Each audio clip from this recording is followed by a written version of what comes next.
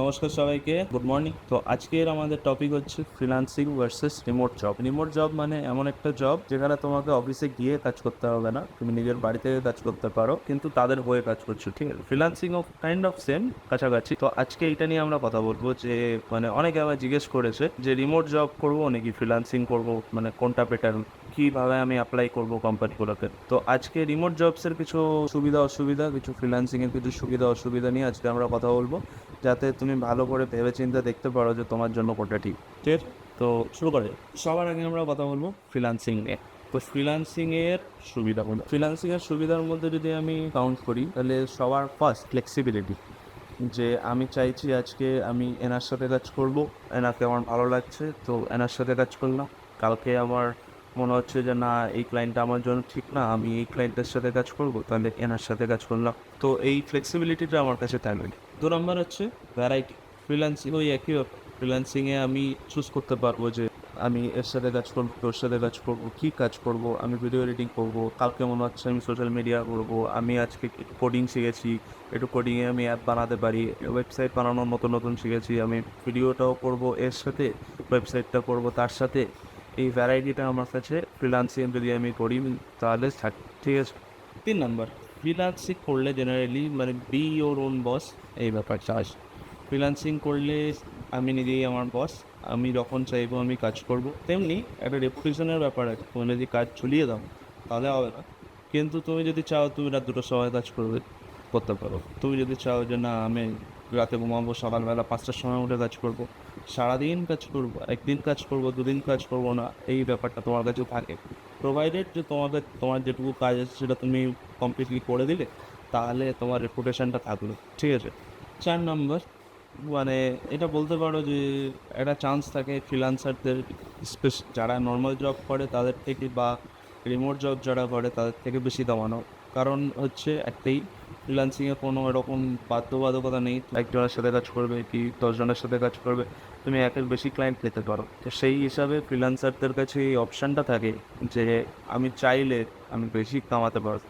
5 নম্বর আরেকটা সুবিধা আমার যেটা মনে হয় সেটা হচ্ছে, ফ্রিল্যান্সিং করলে যেহেতু নানা রকম জিনিসে আমরা হাত মারি, একবার এদিকে একবার ওদিকে, তো অনেক রকম অভিজ্ঞতা হয় আর আলাদা আলাদা জিনিস শিখি, যেটা আবার ভবিষ্যতে আমরা ওটাকে আবার বিক্রি করে, দেখো বিক্রি করছি আমরা, ঠিক আছে, তো বিক্রি করে তো অফেন্ড হয়ে যাবে, তো বিক্রি করে আমি সেটাকে আরও বেশি পয়সা কামাতে পারি। এবার কিছু অসুবিধা নিয়ে কথা বলি ফ্রিল্যান্স। সব সব থেকে বড় অসুবিধা যেটা আমাকেও ফেস করতে হয়েছে সেটা হচ্ছে ইনকামের কোনো স্টেবিলিটি নেই। তোমার এই মাসে 10টা ক্লায়েন্ট আছে, পরের মাসে 20টা ক্লায়েন্ট আছে, তারপরের মাসে একটাও নেই, পরের 2 মাস ফাঁকা তুমি বসে আছো। তো তোমাকে সবসময় তোমার ইনকামটা না বাৎসরিক হিসাবে ক্যালকুলেট করতে হবে। তুমি মাসিক ইনকাম যদি অভ্যাস হয়ে থাকে তাহলে কিন্তু হেভি প্রবলেম। কোনো গ্যারেন্টি নেই, এক মাসেই তুমি সারা বছরের কাজ করে নিলে, বাকি আবার 11টা মাস তুমি বসে থাকলে, এটা হতেই পারে।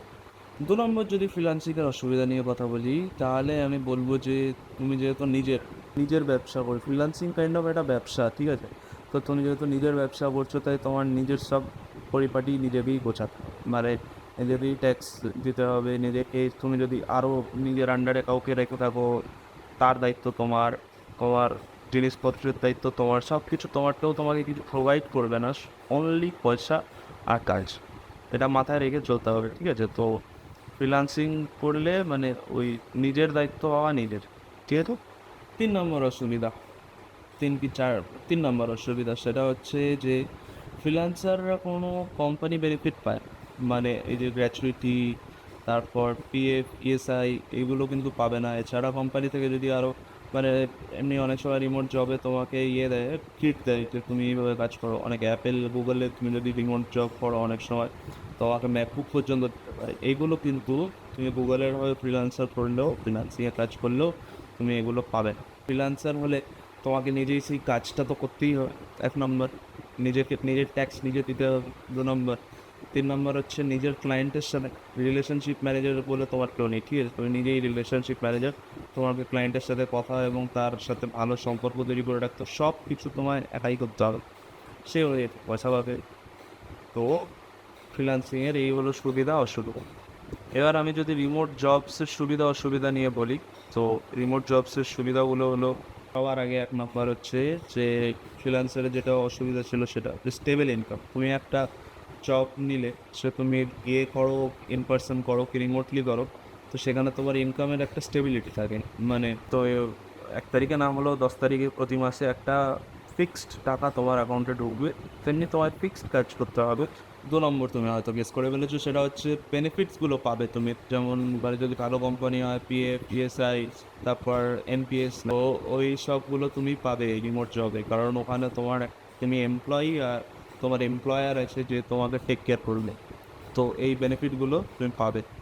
3 নম্বর হচ্ছে যে খুব ডেফিনেটিভ রোল থাকে, ঠিক আছে? ধরো তুমি ভিডিও এডিটর হিসাবে কোনো কোম্পানিতে রিমোট জবে জয়েন করেছো, তো তোমাকে শুধু মানে ভিডিওগুলোই দেওয়া হবে আর তোমাকে শুধু সেটাই এডিট করতে হবে না। তোমাকে নতুন কাস্টমার খুঁজতে হবে না, ঠিক আছে? তোমাকে নিজের হিসাবপাতি করতে হবে না, তোমাকে নিজের আন্ডারে কাউকে রাখতে হবে না। মোস্ট কেসেতে তোমাকে নিজের আন্ডারে কাউকে রাখতে হবে না যে তুমি কার খেয়ালটাও রাখ। সেটা 3 নম্বর অ্যাডভান্টেজ রিমোট জব। 4 নম্বর অ্যাডভান্টেজ হচ্ছে তুমি একটা হয় না সার্টিফিকেট, আমরা এটা সবাই এটার ভক্ত। তো ওই সার্টিফিকেট তুমি এটা দেখাতে পারবে, তুমি এক্সপিরিয়েন্স দেখাতে পারবে যে আমি এই কোম্পানিতে এই রোলে কাজ করেছিলাম। এর অন্তত ভারতবর্ষে এইটার এখনও ভ্যালু আছে, আপাতত আছে, কতদিন থাকবে জানি না, তবে আছে। তো এটা গেল 4 নম্বর অ্যাডভান্টেজ রিমোট জব। এবার রিমোট জবের ডিসঅ্যাডভান্টেজ যেগুলো তুমি ফ্রিল্যান্সারের অ্যাডভান্টেজ ছিল, যেমন তুমি লেস ফ্লেক্সিবিলিটি, অত অপশান নেই যে তুমি আজকে এর কাছে এই কাজ করবে, কালকে ওর কাছে কাজ করবে। তোমার মোটামুটি একটা জবে তুমি ঢুকে গেছো মানে মোটামুটি সেখানে অ্যাটলিস্ট তো কিছুদিন থাকতে হবে। তো 1 নম্বর লেস ফ্লেক্সিবিলিটি। 2 নম্বর হচ্ছে ওই যে ভ্যারাইটি নেই, যে তুমি আজকে ভিডিও এডিটিংয়ে ঢুকেছো, কালকে তুমি অফিসের বসকে বলবে যে আমি ওয়েবসাইট শিখেছি, আমি এবার ওয়েবসাইট করবো, এটা হবে না, ঠিক আছে? তো মানে তুমি যেই রোলে ঢুকেছো সেখানে থাকতে হবে। তো যেগুলো ফ্রিল্যান্সিংয়ের ছিল অ্যাডভান্টেজ, সেগুলো রিমোট জবের ডিসঅ্যাডভান্টেজ মানে অসুবিধা, আর যেগুলো রিমোট জবের সুবিধা সেগুলো ফ্রিল্যান্সিংয়ের অসুবিধা। তো এবার যদি তুমি আমায় জিজ্ঞেস করো যে কোনটা নেওয়া উচিত, তো আমি এরকম লোক হচ্ছে। একরকম লোক যাদের অত ভালো লাগে না বাবা আমাকে কে কী বলে দেবে, আমি তারপর কাজ করব, ঠিক আছে, আমি নিজের মতো কাজ করব, আমি নিজের মতো তো সব বুঝে নেবো। তেমনি তোমাকে সব বুঝিয়ে নিতে হবে, সব দায়িত্ব তোমার, ঠিক আছে? কিছু যদি গন্ডগোল হয়ে যায় সেটা অ্যাট ইউর ওন রিস্ক, নিজের ব্যাপার। তো তুমি যদি এরকম লোক হয়ে থাকো যে আমার উপরে কেউ এসে করবে, আমার চলবে না, আমার নিজের মতো চাই, সব নিজের মতো গুছিয়ে, তাহলে আমি বলবো ফ্রিল্যান্সিংয়ের দিকে যাও। তুমি নিজের স্কিলটা একটু এনহান্স করো, একটু দেখো মার্কেটে কী চলছে, নানা রকম জিনিস শেখো আর ফ্রিল্যান্সিং করো। আর এটা ছাড়া তুমি যদি এরকম হবে যে বাবা আমি অত হেঁটে কত নেবো না, ঠিক আছে, আমাকে একটা কাজ দেওয়া হবে, আমি সেই কাজটা করব, আমি বাকি কিছু জানি না, আমি ওই কাজটাই পারি, আমি ওইটাই করব, আর মাসের শেষে মাইনে আমার চাই, আমার অ্যাকাউন্টে যেন টাকা ঢোকে, এরকম যদি সেকেন্ড টাইপের হয়ে থাকো, তাহলে আমি বলবো ফ্রিল্যান্সিং করতে গেলে তোমার অনেক অসুবিধা আছে, মানে অনেক হেডেক হয়ে যাবে। তো দরকার নেই না, রিমোট জব করে নাও, ওটাও খারাপ কিছু না। তো আমার ইয়ে এটাই।